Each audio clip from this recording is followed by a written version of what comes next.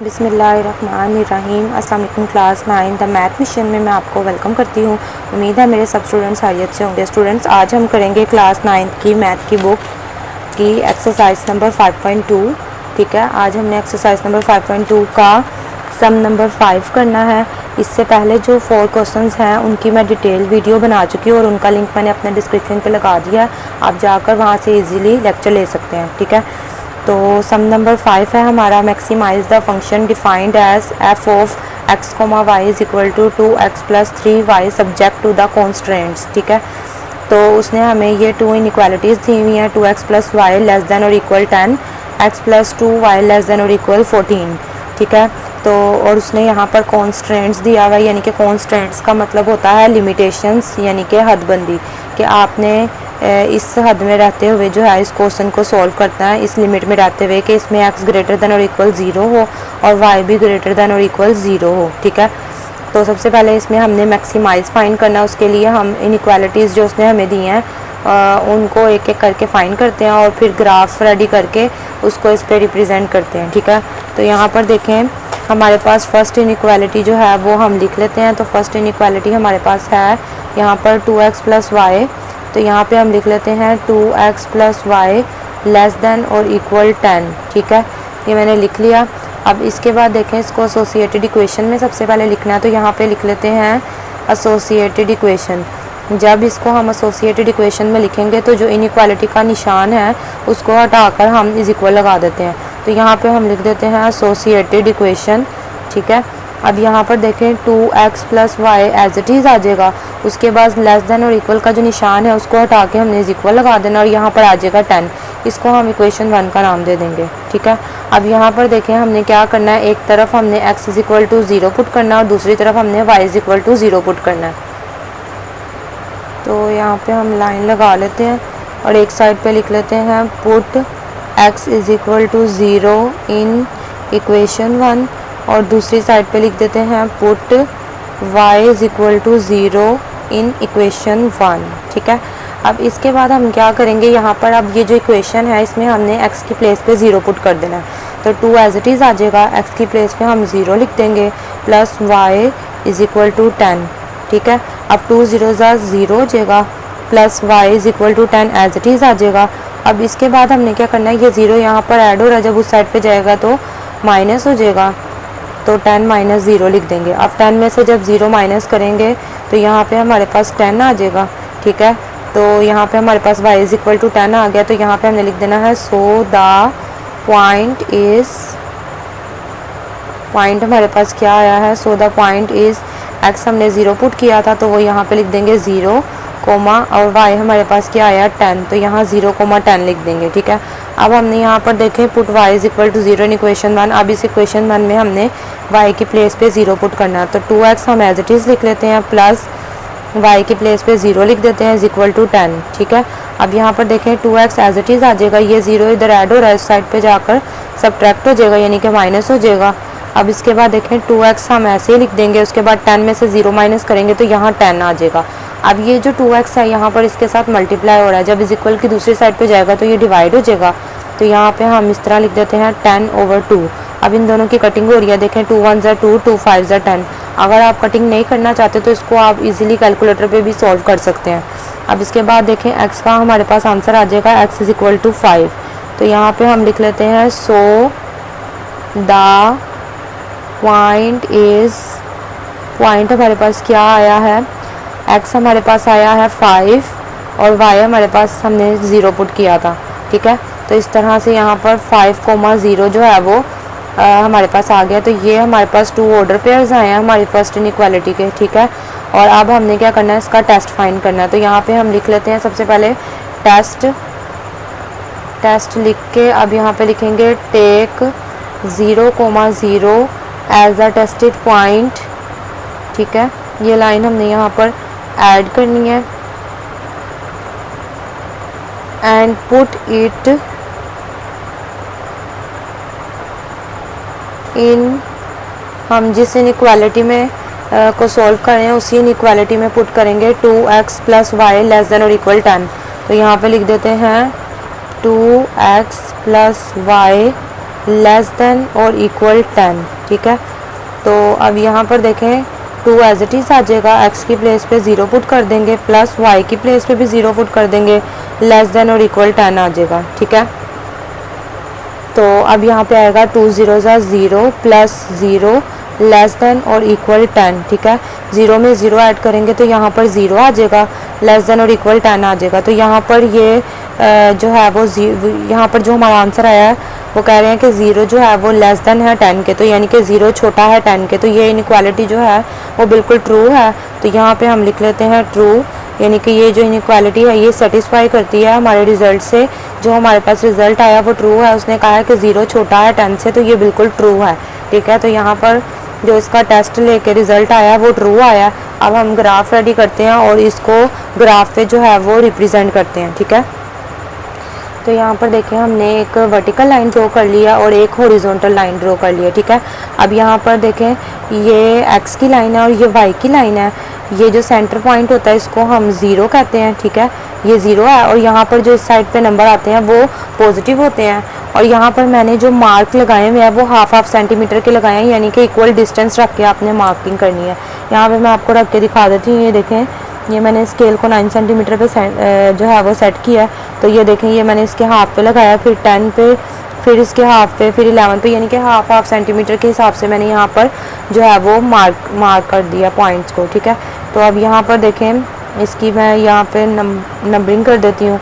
ये 1 2 3 4 5 6 7 8 9 10 11 12 13 14 15, ठीक है। अब यहाँ पर देखें, यहाँ पर इस साइड पे माइनस वाले आ जाएंगे, तो यहाँ लिखेंगे -1 -2 -3 -4 -5 -6 -7 -8 -9 -10 -11 -12 -13 और -14, ठीक है। हमने इक्वल डिस्टेंस लेकर यहाँ पर इस साइड पे भी पॉजिटिव नंबर्स लिख दिए, इस साइड पे नेगेटिव नंबर्स। अब इस साइड पे पॉजिटिव और इस साइड पे नेगेटिव आएंगे। तो यहाँ पर देखें ऊपर भी पॉजिटिव नंबर्स आ गए सारे और नीचे जो है वो नेगेटिव नंबर्स आ गए, ठीक है। अब हमारे पास जो फर्स्ट 2 ऑर्डर पेयर्स आए थे वो हम लिख लेते हैं और इसको यहाँ पर हम नंबर लाइन पे रिप्रेजेंट कर लेते हैं। फर्स्ट ऑर्डर पेयर हमारे पास जो आया है वो है 0,10 और 5,0, ठीक है। ये 2 ऑर्डर पेयर्स आए हैं और इनको हम जो है वो अब ग्राफ पे रिप्रेजेंट करेंगे। तो x में हमने 0 को देखना है, तो x में जो है वो 0 ये है, और उसके बाद y में हमने 10 को देखना है, तो y में जो 10 है वो हमारे पास यहाँ है, ये, ठीक है। इसको हम प्रोमिनेंट कर लेते हैं। उसके बाद सेकंड हमारा जो है ऑर्डर पेयर, यहाँ पे हम पहले लिख लेते हैं कि ये 0,10 को हमने प्रोमिनेंट किया है। अब इसके बाद सेकंड ऑर्डर पेयर हमारे पास 5,0 है, तो x में हमने 5 को देखना है, x में 5 ये है, ठीक है। और y में हमने 0 को देखना है, y में 0 ये है, ठीक है। तो अब ये जो हमारे पास 2 पॉइंट्स आए हैं यहाँ पर और यहाँ पर, इनको हम ज्वाइन कर देंगे और यहाँ पर हम लिख लेते हैं 5,0 के, यहाँ पर हमने 5,0 को जो है वो प्रोमिनेंट किया, ठीक है। अब इन दोनों पॉइंट्स को हम ज्वाइन कर लेते हैं स्केल की मदद से, ठीक है। तो ये दोनों पॉइंट्स हमने ऐसे ज्वाइन कर लिए और यहाँ पर हम इसकी जो है वो इक्वेशन भी लिख लेते हैं। तो इसकी इक्वेशन हमारे पास क्या है, 2x + y = 10, ठीक है। ये इसकी इक्वेशन है। तो यहाँ पर हमने इसकी इक्वेशन भी लिख लिया और इस तरह से जो हमारे पास फर्स्ट इनइक्वालिटी के 2 ऑर्डर पेयर्स आए हैं उसको हमने ग्राफ पे रिप्रेजेंट कर लिया। अब हम सेकंड इनइक्वालिटी फाइंड करेंगे। सेकंड इनइक्वालिटी जो है वो हमारे पास है x + 2y <= 14, ठीक है। इसको अब हमने सबसे पहले एसोसिएटेड इक्वेशन में चेंज करना है, ठीक है। तो यहाँ पे हम लिख लेते हैं एसोसिएटेड इक्वेशन, ठीक है। अब इसके बाद हमने यहाँ पर जब एसोसिएटेड इक्वेशन में इसको चेंज करेंगे तो यहाँ पर इनइक्वालिटी के निशान की जगह पर = आ जाएगा, ठीक है। और इसको हम इक्वेशन 2 का नाम दे देंगे, ठीक है। अब हम क्या करेंगे, एक तरफ हमने पुट करना है x = 0 और दूसरी तरफ हमने पुट करना है y = 0। तो यहाँ पे लिख लेते हैं पुट x = 0 इन इक्वेशन 1 और दूसरी साइड पे हम यहाँ पे लिख लेंगे put y is equal to 0 in equation, sorry यहाँ इक्वेशन 2 आना है, इन इक्वेशन 2, ठीक है। अब इसके बाद देखें यहाँ x की प्लेस पे 0 पुट करना है, तो x की प्लेस पे 0 आ जाएगा, plus 2y is equal to 14, ठीक है। अब ये 0 यहाँ पर ऐड हो रहा है तो दूसरी साइड पे जाकर माइनस हो जाएगा, तो यहाँ लिख लेंगे 2y is equal to 14 minus 0, तो 2y एज इट इज़ आ जाएगा, 14 माइनस 0 करेंगे तो 14 आ जाएगा। अब ये 2 इसके साथ यहाँ मल्टीप्लाई हो रहा है, जब इसको इधर लेकर आएंगे तो ये डिवाइड हो जाएगा, तो y is equal to 14 over 2 लिख देंगे। अब इन दोनों की आपस में कटिंग हो रही है, 2 1 2, 2 7 14, तो y इज इक्वल टू हमारे पास आ गया 7। तो यहाँ पे हम लिख लेते हैं so the point is, point क्या आया हमारे पास, x 0 है और y 7 आया, ठीक है। तो अब यहाँ पर हम y इज इक्वल टू 0 इस इक्वेशन की जगह पर y की प्लेस पे 0 पुट करेंगे, तो यहाँ पर देखें x एज इट इज़ आ जाएगा, प्लस 2 ऐसे आ जाएगा, y की प्लेस पे 0 आ जाएगा, इज इक्वल टू 14, ठीक है। अब यहाँ पर देखें 2 0 0 हो जाएगा, ठीक है। तो यहाँ पे लिख लेते हैं 2 0 0 इज इक्वल टू 14। अब ये 0 इधर ऐड हो रहा है, उस साइड पे जाके क्या आ जाएगा, माइनस हो जाएगा, तो यहाँ पे लिख देते हैं -0। अब उसके बाद देखें 14 में से 0 माइनस करेंगे तो 14 आ जाएगा, तो यहाँ पे लिख देते हैं so the point is, point क्या आया हमारे पास, x हमारे पास 14 आया और 0 हमने जो y जो है वो हमने 0 पुट किया था, ठीक है। तो यहाँ पर हमारे पास इस तरह से 2 ऑर्डर पेयर्स आ गए हैं, एक 0,7 और एक 14,0। सबसे पहले अब इनका हम टेस्ट फाइंड कर लेते हैं, तो यहाँ पे हम लिखेंगे टेस्ट और यहाँ लिख लेते हैं take 0,0 as a tested point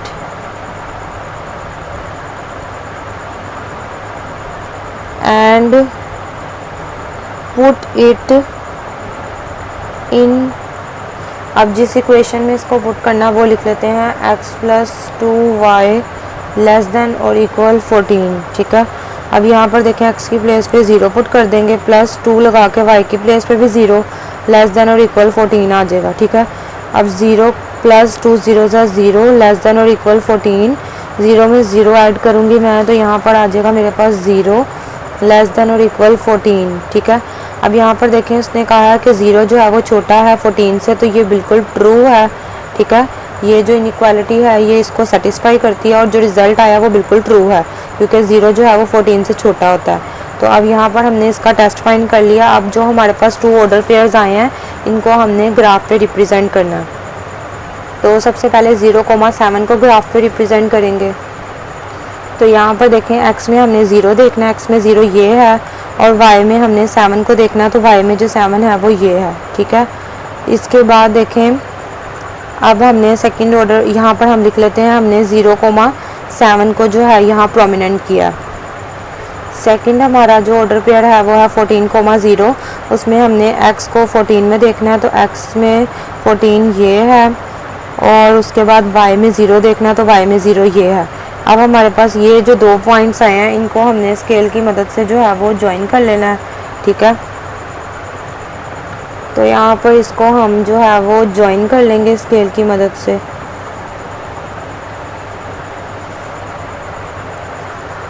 ठीक है, और यहाँ पर हम लिख लेते हैं कि यहाँ पर हमने 14,0 को जो है वो रिप्रेजेंट किया, प्रोमिनेंट किया। अब इसके बाद इसकी इक्वेशन भी यहाँ पे लिख लेते हैं। तो इसकी जो इक्वेशन है, ये जो पॉइंट है इसके ऊपर लिख लेते हैं। इसकी इक्वेशन है हमारे पास x plus 2y is equal to 14, ठीक है। तो अब यहाँ पर देखें हमने दोनों जो हैं दोनों इनइक्वालिटीज़ के जो हमारे पास ऑर्डर पेयर्स आए हैं उनको हमने ग्राफ पे रिप्रेजेंट कर दिया, ठीक है। तो यहाँ पर देखें अब हमने दोनों का जो रिज़ल्ट फाइंड किया था टेस्ट फाइंड करके वो ट्रू आया, इसका भी ट्रू है और इसका भी ट्रू है। तो जब हमारे पास टेस्ट लेके जो रिज़ल्ट आता है वो ट्रू हो तो जो शेडेड पार्ट हम करते हैं वो ओरिजिन की तरफ करते हैं। तो इसका जो शेडेड पार्ट है वो ओरिजिन की तरफ होगा, यानी कि इस तरफ होगा, ठीक है।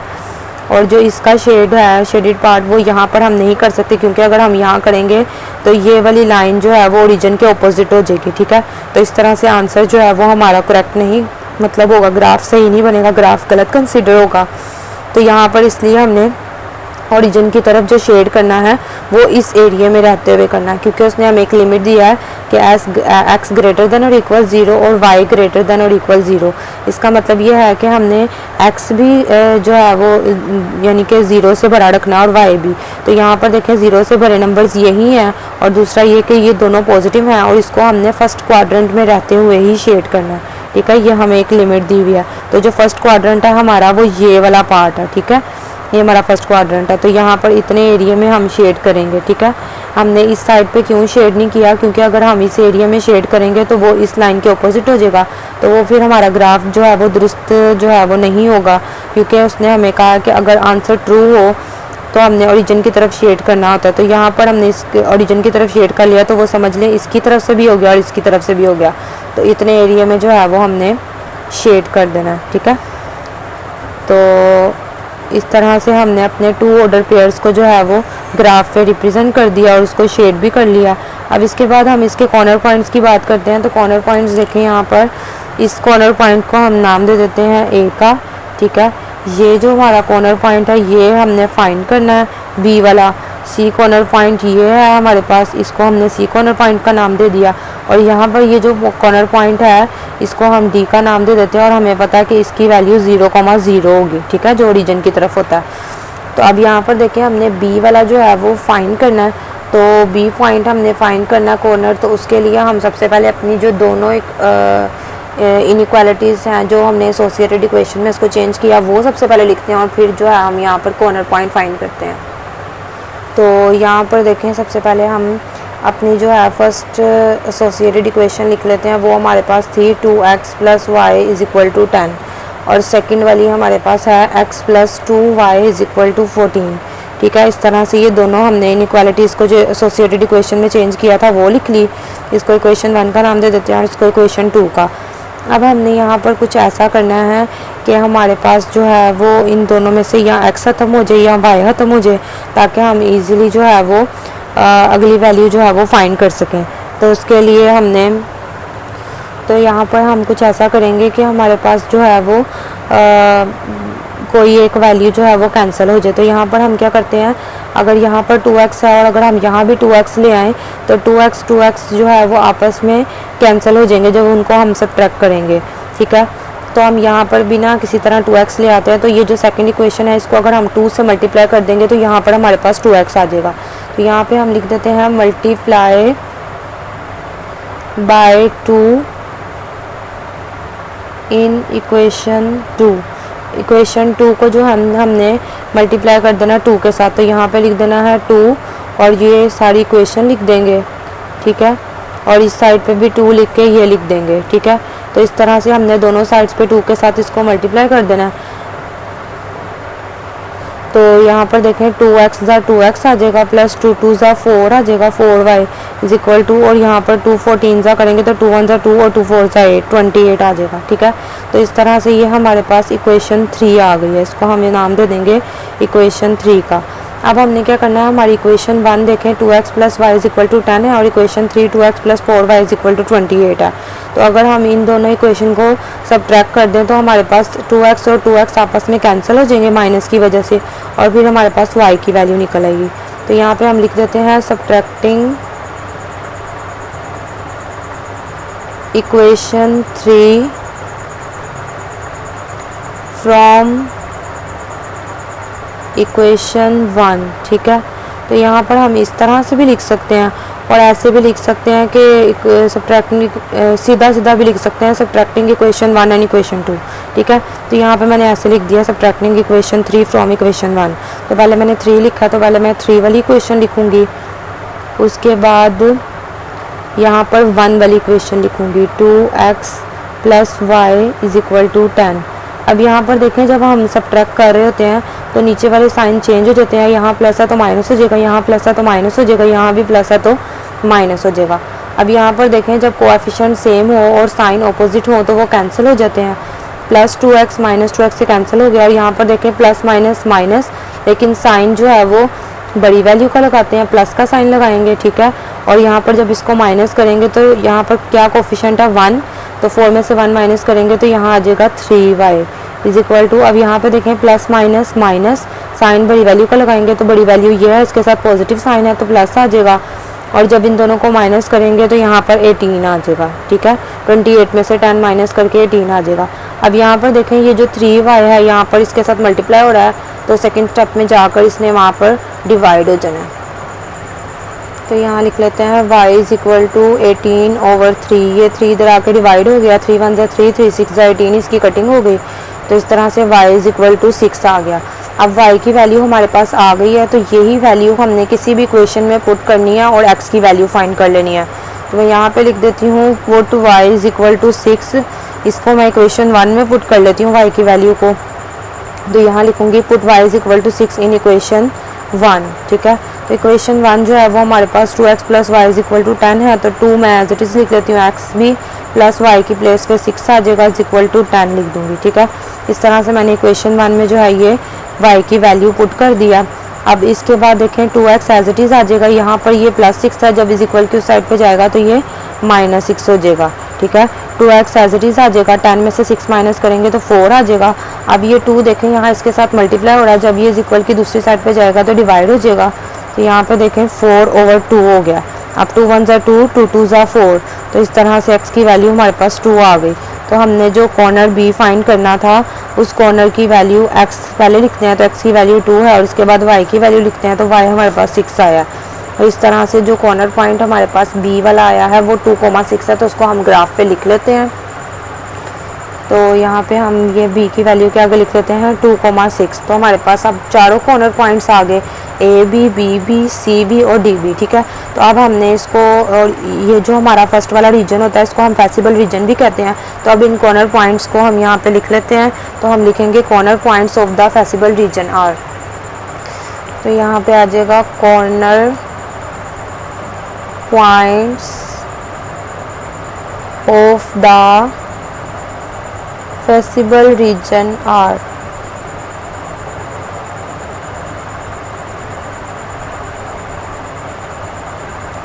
ठीक है, तो कॉर्नर पॉइंट्स जो है वो 1 1 करके लिख लेते हैं। सबसे पहले 0,0 वाला कॉर्नर पॉइंट लिख लेते हैं। ठीक है, फिर उसके बाद ये 2,6 जो हमारे पास आया b वाला कॉर्नर पॉइंट ये लिख लेते हैं।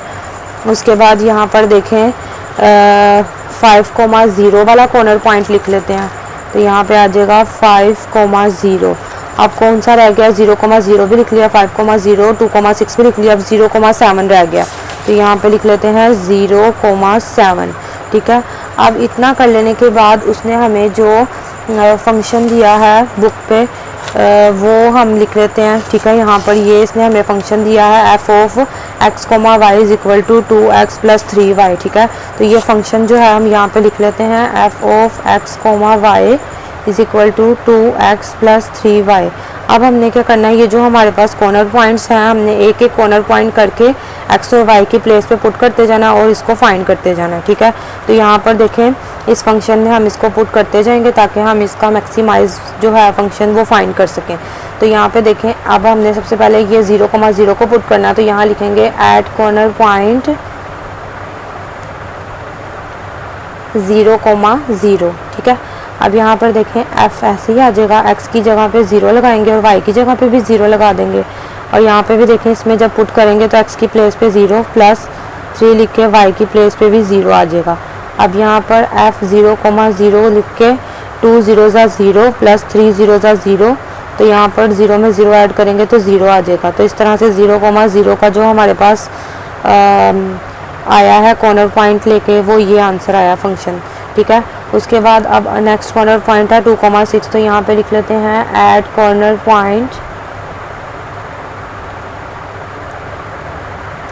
2,6। ठीक है, अब यहाँ पर देखें f ऐसे एज इट इज़ लिख लेते हैं, x की जगह पे 2 आ जाएगा और y की जगह पे 6 आ जाएगा। ठीक है, अब यहाँ 2 एज इट इज़ लिखेंगे, x की जगह पे 2 और y की जगह पे 6। ठीक है, तो इस तरह से हमने इसको लिख लिया। यहाँ पर f लिख के x की जगह पे 2 और y की जगह पे 6, और यहाँ पे भी देखें 2 एज इट इज़ हमने लिख लिया है, यहाँ से x की जगह पे 2 लिख लिया और 3 y की जगह पे 6 लिख लिया। ठीक है, अब इसके बाद यहाँ पर देखें 2 2 ज़ा 4 हो जाएगा प्लस 3 6 ज़ा 18 हो जाएगा। ठीक है, ये हम एज इट इज़ लिख लेते हैं। अब इसके बाद तो यहाँ पर देखें 4 और 18 को ऐड करने से हमारे पास यहाँ 22 आ जाएगा। ठीक है, अब हम नेक्स्ट कॉर्नर पॉइंट पुट कर लेते हैं। तो यहाँ पे लिखेंगे ऐड कॉर्नर पॉइंट,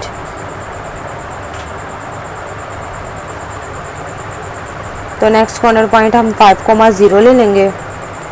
तो यहाँ पे लिख लेते हैं 5,0। ठीक है, अब यहाँ पर एफ एज इट इज़ आ जाएगा, यहाँ 5 आ जाएगा, कोमा लगा के 0 आ जाएगा। ठीक है, अब उसके बाद हमने यहाँ पर लिख लेना है 2 और x की जगह पे आ जाएगा 5 + 3, y की जगह पे आ जाएगा 0। ठीक है, इस तरह से हमने उस फंक्शन में ये वैल्यू पुट कर दिया। अब यहाँ पर देखें 5,0 एज इट इज़ आ जाएगा, 2 5 = 10 + 3 0 = 0। 10 में जब 0 ऐड करेंगे तो यहाँ 10 ही आ जाएगा। तो इस तरह से 5,0 का कॉर्नर पॉइंट हमने फाइंड कर लिया। अब नेक्स्ट कॉर्नर पॉइंट लिखते हैं। तो यहाँ आ जाएगा add corner point, next corner point है 0,7। तो अब 0,7 को पुट करेंगे। तो यहाँ लिख लेते हैं 0,7। अब f एज इट इज़ आ जाएगा, x की जगह पे 0 और y की जगह पे 7 आ जाएगा।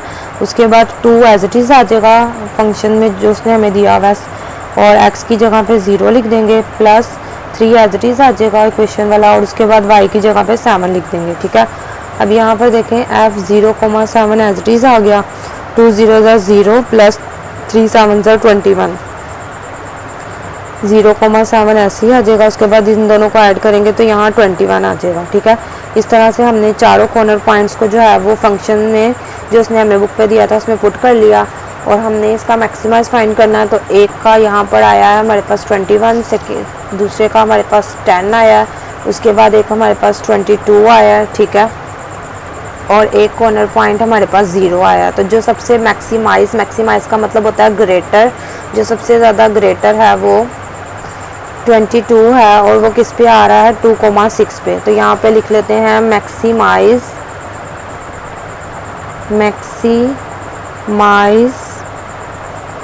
एट द कॉर्नर पॉइंट, कौन से कॉर्नर पॉइंट पे आ रहा है 2,6 पे। तो यहाँ पे लिख लेते हैं 2,6। ठीक है, तो ये इसका आंसर है। तो स्टूडेंट्स, उम्मीद है कि आपको मेरी वीडियो पसंद आई होगी, और अगर आपको इससे ज़रा सा भी फ़ायदा हुआ हो तो आपने चैनल को लाइक करना है और सब्सक्राइब करना है, वीडियो को भी लाइक करना है, और बेल आइकन के बटन को ज़रूर प्रेस करना है ताकि मेरी आने वाली हर न्यू वीडियो का नोटिफिकेशन आपको सबसे पहले मिले। तो thanks for watching my video.